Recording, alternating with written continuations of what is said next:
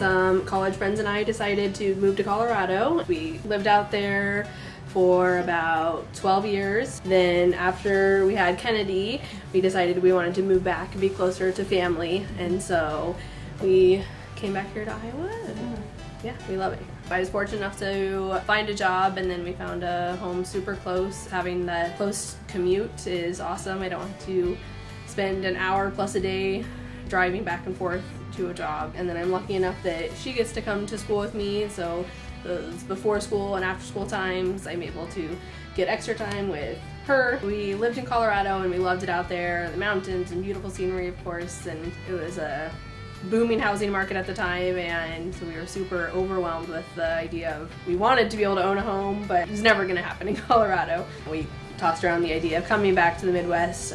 Iowa was just a great place for it because it was way more affordable, and something we could buy here was half the price of what we were going to be able to afford in Colorado. We have a great neighborhood, we have a huge yard, they can go run and play and have a swing set. Since we rented in Colorado, just owning a house in general, we had no idea of all the ins and outs of everything. Found the realtor first, and she said she has a lender she uses, and so she walked us through a ton of things, which was great. Then they, say, well, here's what you're going to need for a down payment on a house. And we're like, oh my, like, how are we ever going to come up with money to put a down payment on a house? She said, well, you're first-time home buyers, there's these great programs in Iowa, and that's how we found the IFA program. We would have probably had to move back to Iowa and rented a place and saved up money once we moved back here in order to have money for a down payment without that assistance program. And so I would say for anyone who's needing assistance, it's definitely